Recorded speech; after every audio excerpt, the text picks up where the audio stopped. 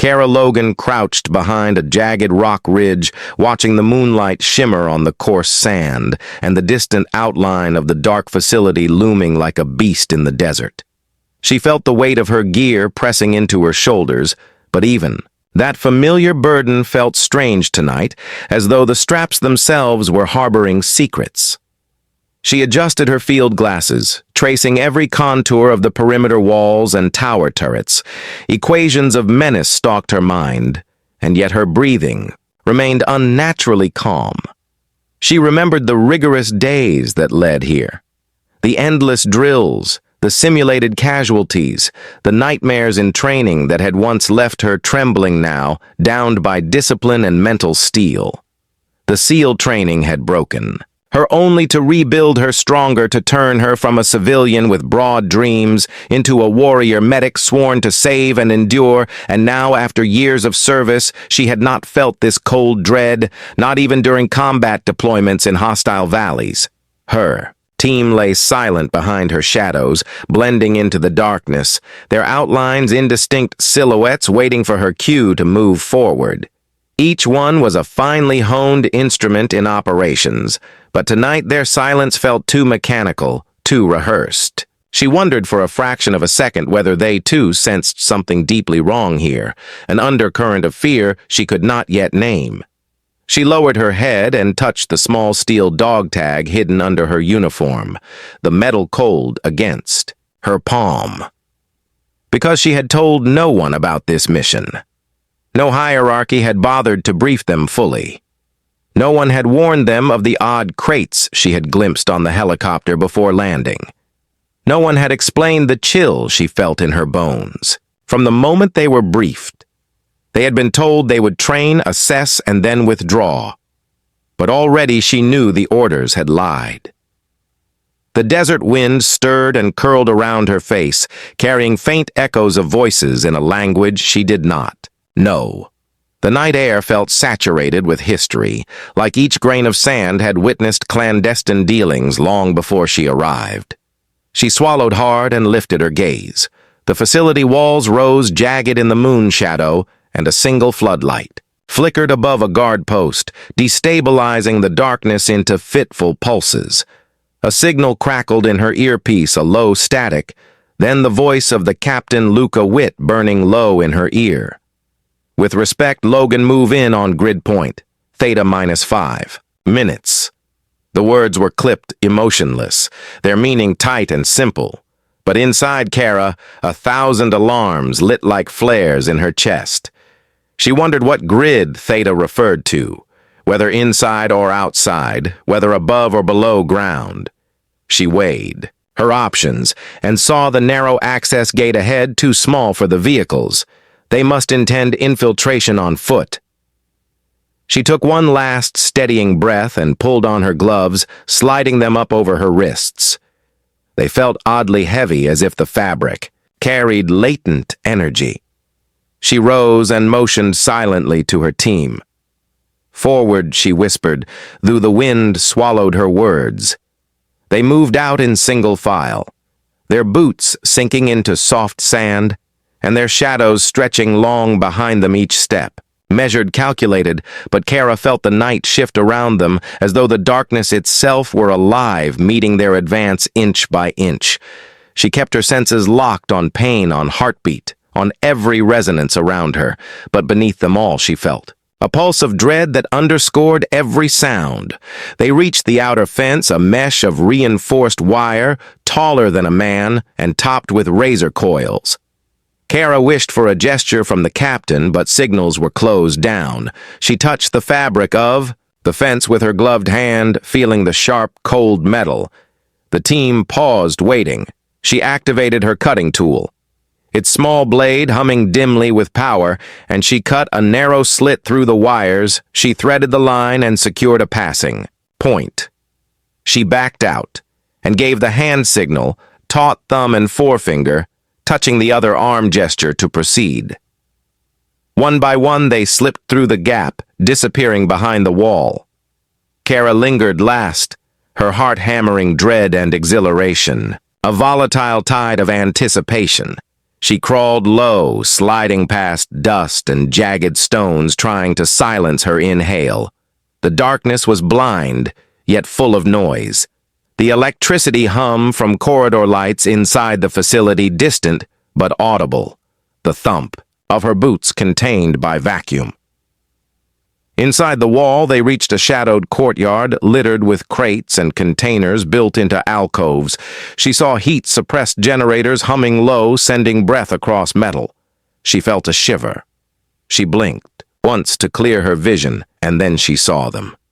The crates Kara had glimpsed before on the helicopter, now in full view, stacked in rows, large unmarked containers wrapped in steel bands and shackles built into reinforced framing. Her pulse recoiled. Electric. She froze mid-step. Her eyes traced the stencils on the crates. Something in her mind surged memories she could not place.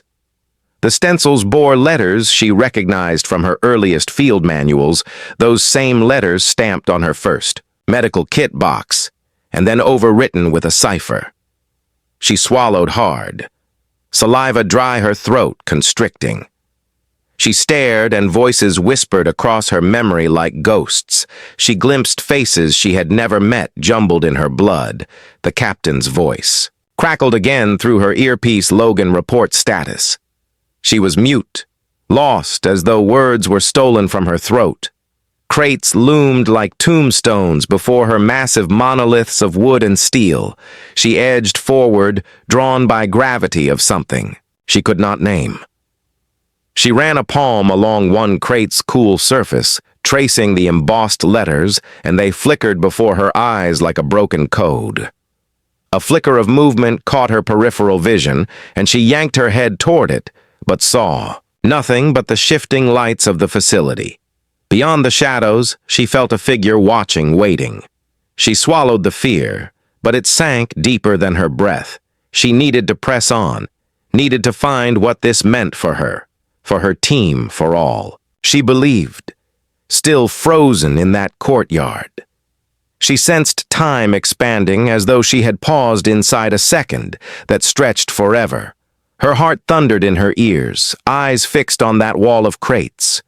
And she realized that those crates were not shipment for equipment, but containment of something much grimmer, something bound to her past, possibly her training, her essence. And as the darkness around her seemed to lean in, Kara felt the first cold brush of the realization she was not here to heal tonight. She was here to unearth secrets, an expedition deeper than any mission before, a mission that threatened the foundation of everything she believed. She inhaled shallow fragments of air and stepped forward, her boots echoing softly. On concrete, she reached the central door ahead. The team behind her, silent silhouettes poised to advance. She put her hand on the cold metal handle and hesitated. The light flickered above, casting jagged shadows across the crates and the entrance. Beyond the door, shed darkness like an invitation. A tremor of dread crawled through her spine, and she locked eyes on the crate nearest her. The stenciled code shifting again inside her mind, like memory reborn. She whispered to herself, though the words lay silent in the night. You were here before. You belong here too. Her palm pressed down the handle, and the door slid open inward into darkness. She swallowed and stepped inside, leaving her team waiting in the courtyard behind her, and as she crossed the threshold, the door behind hissed shut, and the world contracted into black. Inside, she felt the temperature drop again, the air crystalline and pressing at her lungs. Her eyes adjusted, and she saw rows upon rows of steel racks illuminated by dim fluorescence overhead. The crates extended deep within the subterranean hallways, lined by pipes. She could hear distant hum and quiet drip of fluid behind walls. She swallowed hard. She moved forward, not entirely of her will, drawn by a force she could not name. She passed crates labeled in languages she could not decipher and panels with dates predating her service before she had even been born. She put her hand on a rack and traced a date stamped one container sealed since 19. 78 and another since 1982. Her blood ran cold. At the far end, she saw a small room windowed behind a glass panel, a light inside flickering. She approached and pressed her face to the glass, her breath fogged on the pane, and she peered inside. What she saw made her knees tremble.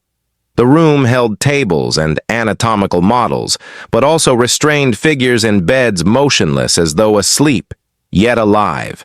She forced her heart to steady her stomach flipped. She tore her gaze away and looked for surveillance cameras only to see red recoding lights blinking on the ceiling.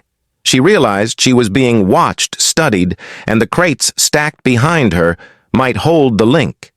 The silence pressed like a blade on her ears, and she tried to steady her racing mind. Her fingers twitched at her side. Hand on the door. She considered retreat but could not. She felt a whisper at the back of her memory like a lullaby. She had never learned, a voice calling, "Kara, Kara. Remember." And in that whisper she glimpsed faint shards of a face, a woman's face, a child's face, a reflection she ought to know, and the memory withdrew from her as though frightened. She steadied her limbs and drew in the shadows. Like water, she would carry this forward. She would unearth this mystery. She would enter that glass room, and she would not freeze again. Not tonight. And as she pressed her glove on the glass, she whispered without sound, "I will remember." And the darkness before the window deepened, and the lights in that room flickered off, leaving the figures in total black.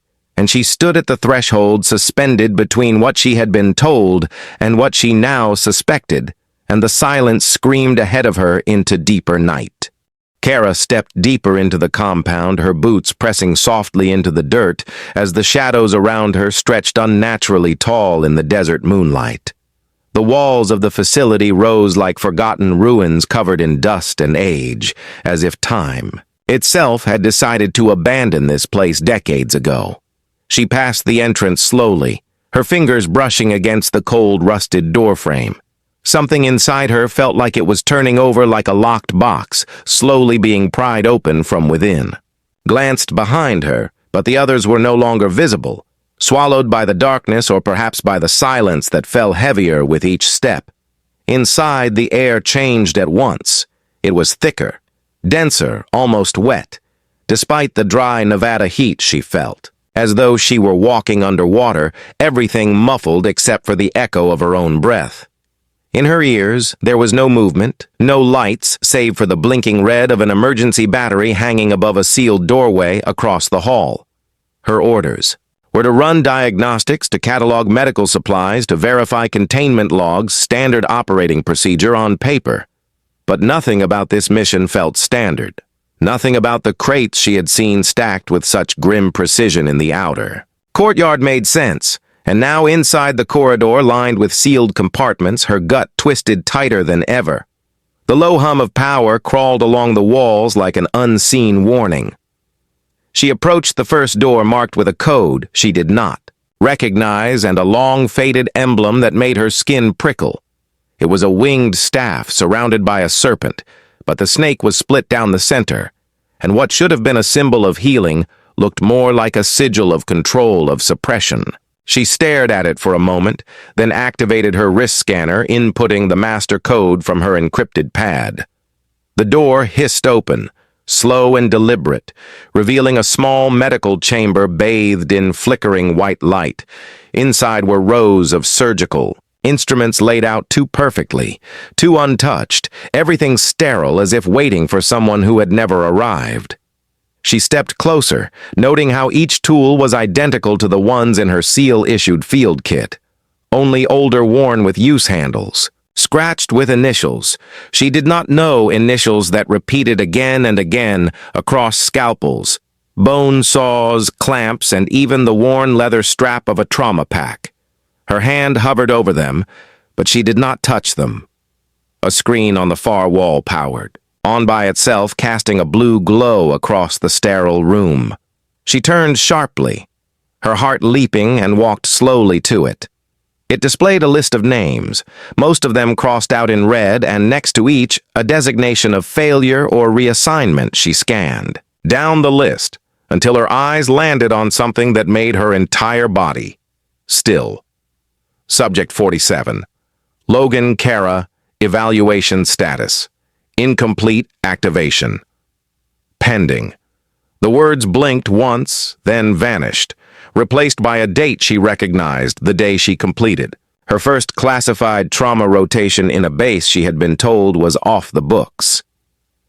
Her breath came shorter now as she backed away from the screen.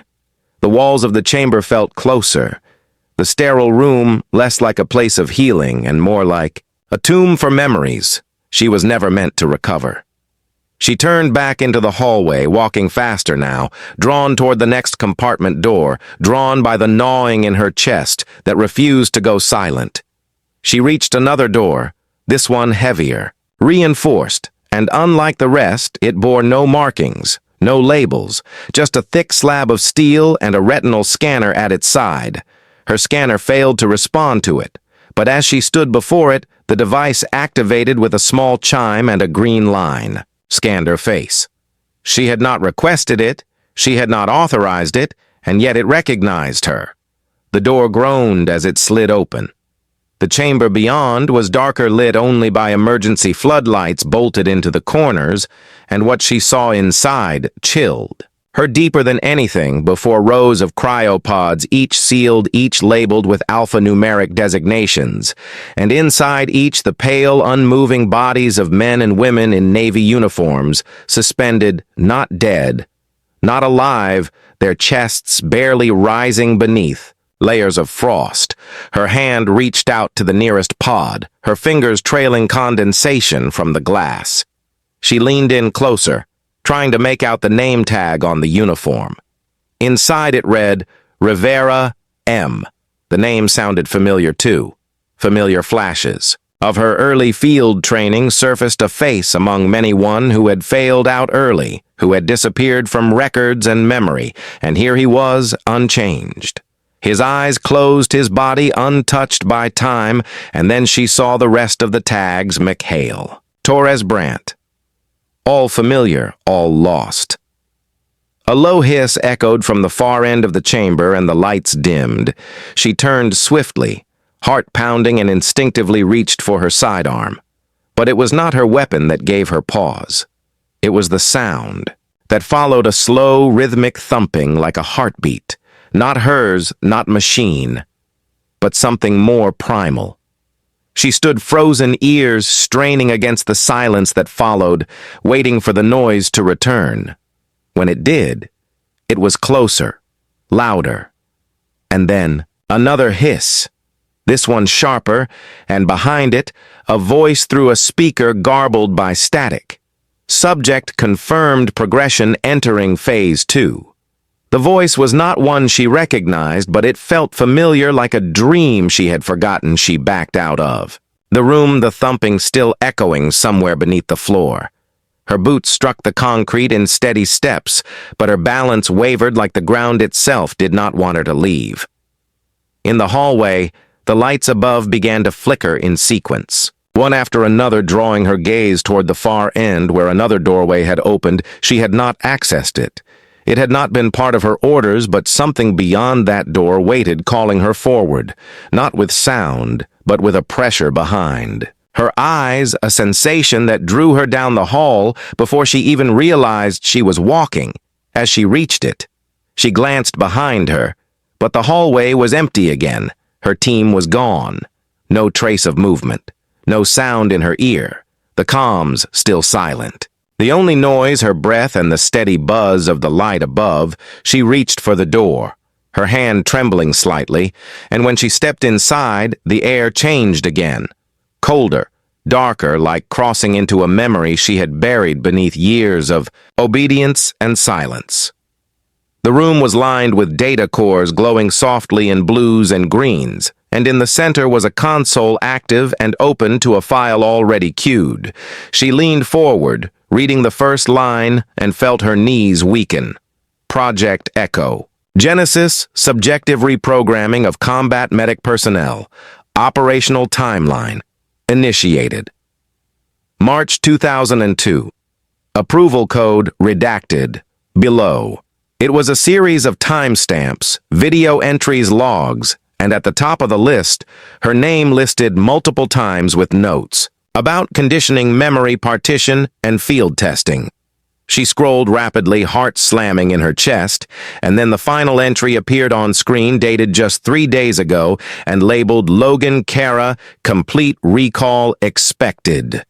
She stared at it as the lights flickered once more, and the room behind her sighed with a sound not made by machines. And before she could read more, the screen blinked out, and a door opened across the room, letting in a cold wind that should not have existed underground. And something moved in the dark beyond, waiting, watching, listening.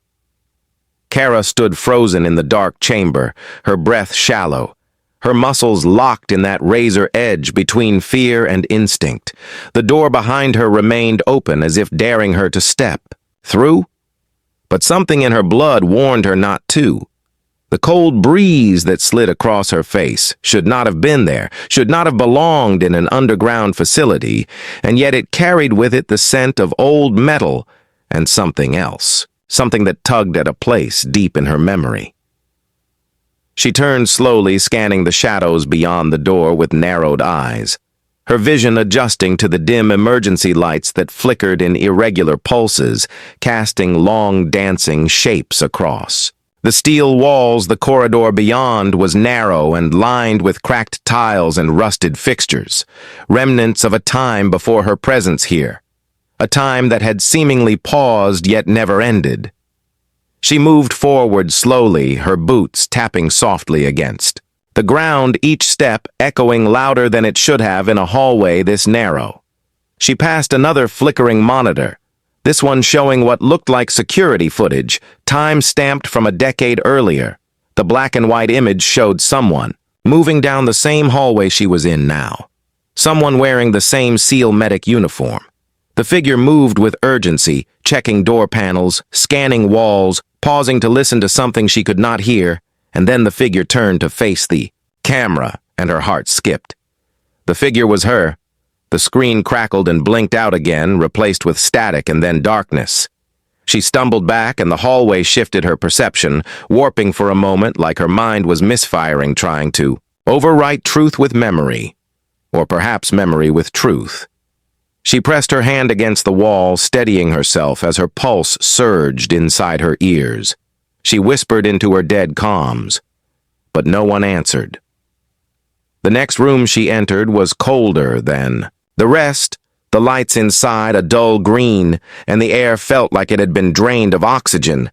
Her vision blurred for a second, then cleared, and before her stood a wall of lockers, all marked with strange symbols.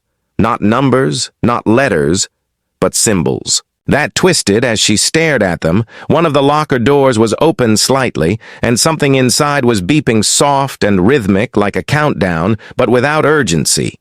She reached into the locker and pulled out a data drive, a slim black rectangle, labeled with her name and a code she had seen in training once but never fully understood. The letters EGR11X burned into its surface. She had no way of knowing what was on the drive, but every nerve in her body screamed that it was hers, that it was connected to everything that was unraveling around her.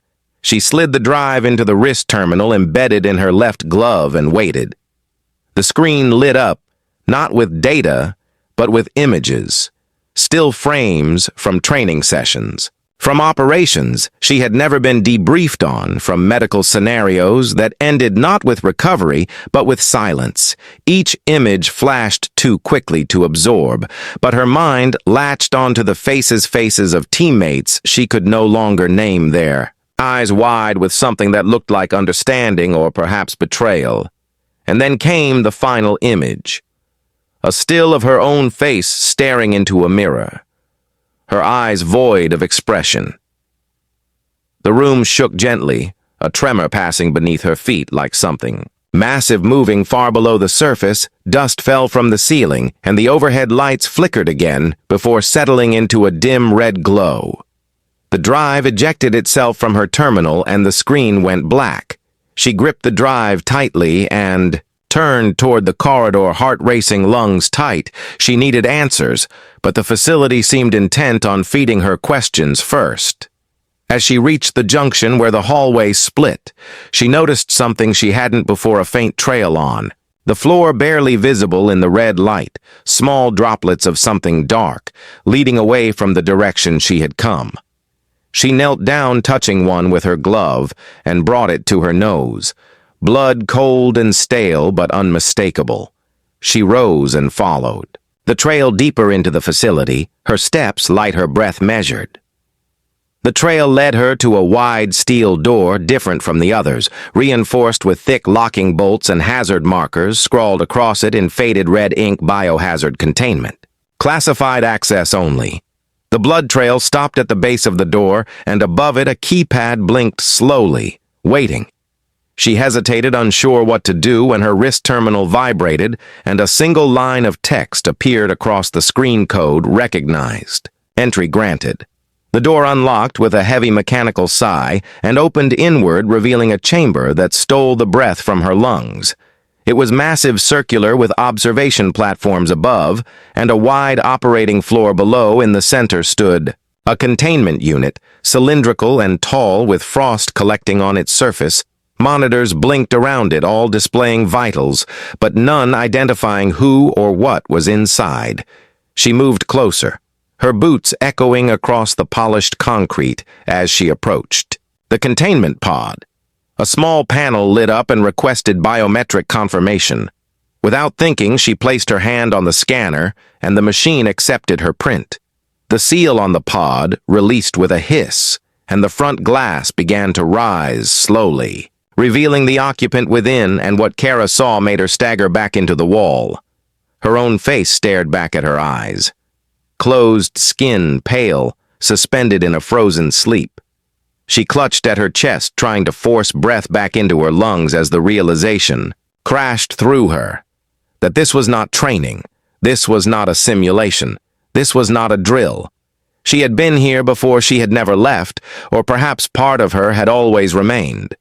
She staggered forward again, studying the details of the figure. In the pod, every scar, every freckle, every detail identical, and the panel beside the pod displayed data she couldn't understand. Behind her, a monitor activated, showing lines of scrolling code and audio logs, corrupted but partially audible fragments of voices discussing progress and setbacks and loss of memory retention. One voice louder than the rest, repeating the phrase, "successful split pending reintegration, successful split pending reintegration," and then a final entry sealed by an unknown. User subject beginning to breach conditioning, terminate or initiate protocol Delta. The chamber lights dimmed again and she turned to run, but another door had opened at the far side of the chamber, and beyond it, shadows moved with purpose, not aimless. Like echoes, but with awareness, with memory, and before she could call out or reach for her weapon, she heard her own voice, not from her mouth, but from behind her, a whisper that matched her tone perfectly, saying, "Kara, wait, you need to remember all of it." She turned slowly, heart thundering, and saw the figure standing beside the now open pod, her own face blinking calmly at her. Her own voice, repeating again and again, "It's not what they trained you for. It's what they trained you to forget." Kara stood paralyzed in the dim blue light of the containment chamber, staring at the figure that shared her face and her voice, and yet moved with a calmness she no longer possessed. Her mind tried to reject what her eyes were telling her that she was. Looking at herself, but not just a reflection, not a projection. This version of her was moving, breathing, watching her with eyes that held knowledge Kara could not access, as though those eyes had already walked paths she had only begun to uncover. Other Kara stepped forward slowly, her boots barely making sound against the concrete floor. She tilted her head slightly as if studying a wounded animal, and then spoke again. Not in command, not in warning, but with something close to regret. "They told you this would never happen. She said you were never meant to see me not like this, not until it was too late." Kara tried to respond, but the words caught in her throat, her tongue heavy, her body buzzing with adrenaline and disbelief. The air in the room seemed to shift, temperature rising slightly as if reacting to their presence. The consoles surrounding them began to blink erratically, displaying fragments of logs, documents, orders, signatures, some bearing her name, some bearing the names of doctors and officers she had never met or could no longer remember, and in those flashing fragments were glimpses of something buried deeper than her service, deeper than the uniform. She took a step back, trying to break the trance, but the other Kara followed her movements not aggressively, but like a mirror keeping perfect pace, her expression unreadable, her voice low and steady. They used us both. She said they split us to see what would survive. They thought if they could divide, fear from purpose, pain from memory, maybe they could create the perfect field asset, one who heals without hesitation, one who obeys without reflection. Kara shook her head, trying to reject it, but every instinct in her body told her the truth had already taken root. Her years of service, her moments of pain and triumph, her nightmares and scars, none of it had happened the way she believed it had been filtered, edited, fed to her through a manufactured memory system.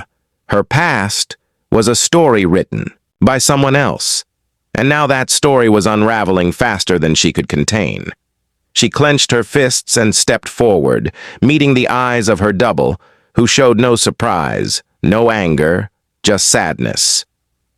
"This isn't you," Kara said through clenched teeth, trying to convince herself as much as the figure in front of her. "This is something they built. This is something they controlled. You're not real." But the figure just shook her head and replied, "I am more real than the version they sent out. There to die 1,000 times while thinking she was saving lives."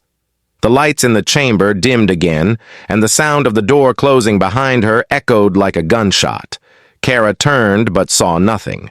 The doorway was gone, replaced by a solid wall, and she knew then that the facility had moved again, that the layout itself was not fixed, but fluid, constantly reshaping itself to isolate and contain. She turned back, and the other Kara was already walking toward the center console where a manual override waited behind a thick glass panel. She motioned for Kara to follow and spoke without turning her head.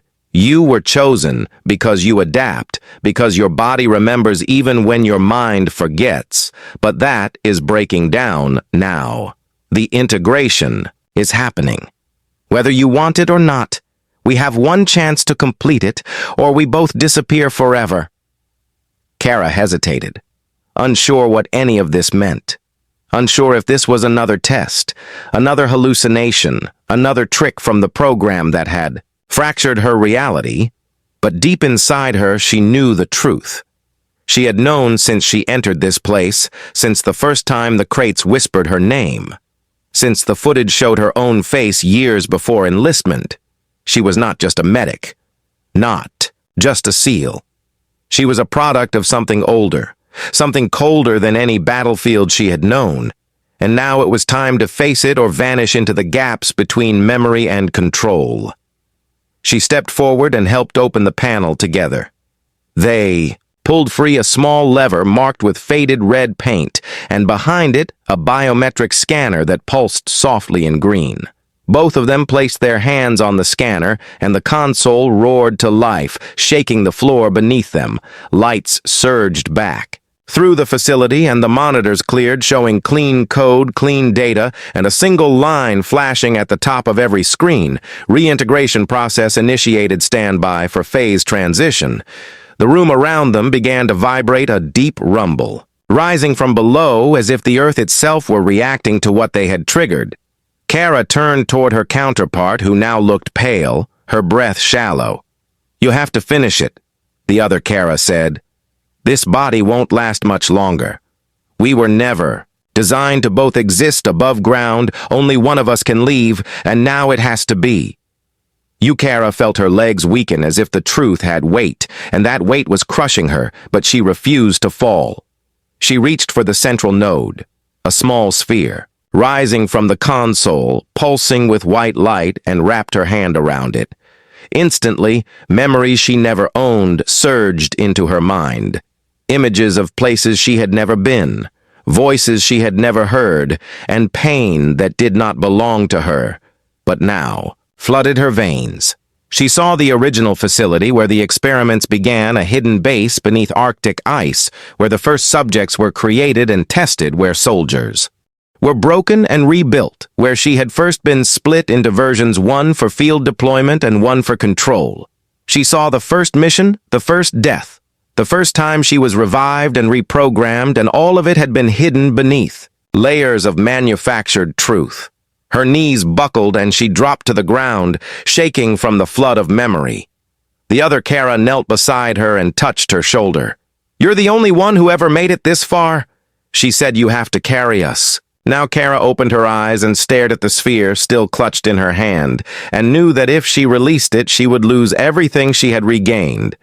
But if she held on, she might lose herself completely. Outside the chamber, alarms began to sound. Distant at first, then closer, accompanied by mechanical clanging like armored doors opening and closing. In rapid succession, the facility was activating or collapsing or both, and the choice had to be made now, not in theory, not in simulation, but here with real blood, real memory, and real consequences. Kara stood again, her body weak but her grip steady. She looked once more at her double, who nodded once and then began to flicker, the outline of her body losing cohesion, as if the data holding her together was being reclaimed. Kara felt it too, her thoughts blurring with memories that were not hers becoming hers, the line between them vanishing. The sphere glowed brighter now, ready, and Kara closed her eyes and said nothing as she made the choice. And the moment she did, the floor split open beneath her feet, and she fell into a darkness that did not feel like death, but rebirth. Kara opened her eyes slowly, not to darkness, but to a sterile white light pressing down on her like a weight. She lay on her back, unable to move the cold surface beneath her unfamiliar. Yet something deep inside her told her she had been here before. Her fingers twitched as sensation returned, her vision blurry and pulsing at the edges, a sharp ringing in her ears, fading slowly into distant voices muted through walls, or maybe her own mind. She tried to sit up, but her body responded with resistance, every muscle trembling with the effort. The room around her was silent, clinical, with smooth white walls and embedded panels that glowed softly. No doors, no windows, only the stillness of something waiting. Watching a soft hiss from above made her eyes snap toward the ceiling, where a narrow slit opened and released a thin mist into the room. Not harmful, not scented, but chilling all the same, like being marked. Her breath came faster now, shallow as if she had been running in her dreams, her thoughts fragmented pieces of names, places, events, all colliding inside her skull. She remembered the chamber, the sphere, the other version of herself flickering out like a dying signal, and the voice that whispered, "You are the one that made it through. Now you have to finish what they started." She swung her legs over the edge of the platform and stood on. Trembling feet, the room adjusted instantly, lights shifting to follow her movement as though reacting to her presence or perhaps welcoming it. She stepped forward, one cautious stride after another, until a seam in the wall split open, revealing a hallway that had not been there before, dimly lit and lined with mirrors on both sides, each one reflecting her image, but not her movement. In one mirror, she saw herself in full uniform, blood on her gloves, eyes wild with adrenaline. In another, she stood in civilian clothes, smiling, holding a medal. In yet another, she was restrained, eyes vacant, monitored by machines she did not recognize as she walked. The reflections shifted, showing her infinite variations, all possible, all real, somewhere. Her mind reeled against the onslaught of imagery, but her body kept moving forward, pulled by the momentum of revelation. At the end of the corridor, another door opened silently, revealing a control room lit only by the blue light of dozens of monitors. And in the center stood Captain Luca Witt, Not in uniform, but in a lab coat, eyes hollow and face pale as if he too had been locked in this place longer than time allowed. He turned slowly to face her. No surprise in his expression, only resignation. "So, you finally reached the core," he said, voice low, as if careful not to disturb something sleeping. She did not respond, only stared, waiting for him to explain, waiting for him to admit what he had done. He walked toward one of the monitors and tapped, a sequence into the console bringing up a video file labeled Logan, Kara, Gen, Phase, Entry Day -70. The footage showed her strapped to a table, eyes closed as figures in masks inserted neural implants and whispered codes into her ears. "You were never just a medic," he continued. "You were our prototype, the first successful split between field and control. We created you to test adaptability to prove that memory could be molded like clay. And now that the merge has completed your usefulness, changes again." Kara stepped forward, heart pounding as the monitors changed again, showing live feeds from other facilities across the world, each one bearing the same logo, the same project name, Echo Genesis. She saw other figures inside tanks, others undergoing training, others speaking in their sleep names that mirrored her own faces that resembled hers too closely to ignore. She turned to Whit and spoke finally. Voice shaking. "You turned me into a blueprint. You made me forget who I was. And," he nodded slowly, "we made you into what we needed, a weapon with empathy, a healer with no memory of the wounds she caused. But the system failed. Others broke you, adapted, and now you are the only one left." The console began to beep, warning tones filling the room as alerts flashed across the screens. Something in the network was shifting, breaking down, perhaps triggered by her reawakening, perhaps because the system was never designed to hold truth for long. Kara walked past Whit to the main console, her fingers hovering over a single button marked with a symbol. She now understood the termination sequence, the only way to shut it all down, not just her but every facility, every program, every false identity spinning out of control. Whit reached for her arm, his voice urgent. "If you do this, you erase everything, not just the damage but the data, everything we built, everything you became. It ends." Kara looked at him, and in his eyes saw no fear, only the desperate logic of a man clinging to purpose. A man who had long since crossed the line between science and cruelty. She pulled her arm free and placed her hand on the scanner, initiating final protocol. The room went silent. The monitors flashed white, then black, one by one, shutting down as the facility itself began to power down around her, the lights dimming the vents, ceasing the humming walls, growing still. She turned to Whit, who had not moved, simply stared at the blank screens, as if waiting for something else to happen. Then with a whisper, "He said you were never supposed to get this far." Kara turned and walked toward the hallway again, but the corridor had changed now. No mirrors, no illusions, only a narrow tunnel leading upward toward a hatch sealed with old rusted bolts. As she approached it, a distant rumble echoed from below the entire compound, beginning to collapse, not violently, but with the slow, deliberate disintegration of a dying system, as if it understood it was no longer needed. She climbed the narrow ladder, with hands blistered and legs heavy, her body aching under the weight of the memories that now lived within her. Her mind no longer fragmented, but whole. For the first time since her first breath inside this project, she reached the top and pushed. Opened the hatch, revealing night sky filled with stars, cold wind rushing over her face as if to welcome her back into a world that had forgotten her as she stepped onto the surface, her boots crunched over gravel and frost. The desert now a distant memory. The landscape unfamiliar and endless behind her. The hatch sealed itself, disappearing into the earth, leaving no sign of the facility beneath it, only silence, only sky, only the sound of her breath and the pulse of her heart, now fully her own. She looked down at her wrist terminal. its screen cracked and blank. But she kept it on. Not as a tool, but as a reminder of what she had been and what she had undone.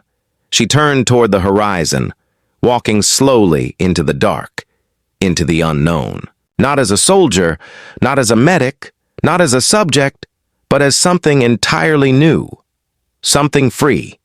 And far below her, where the lights had gone out, a single monitor blinked once more, then died completely.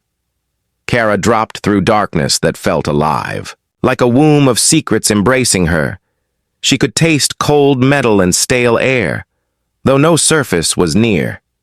In that void, she felt stretched between memory and possibility, drifting until light flared around her edges and pulled her consciousness back into sharpness. She gasped and found herself lying on a metal slab in a huge chamber she did not recognize. The ceiling arched high above, carved with panels and vents. The walls hummed with power conduits, coursing invisible energy beneath her skin. Her limbs felt heavy but alive. She flexed them slowly, testing her control as the haze in her mind receded, memories settling like sediment in clear water.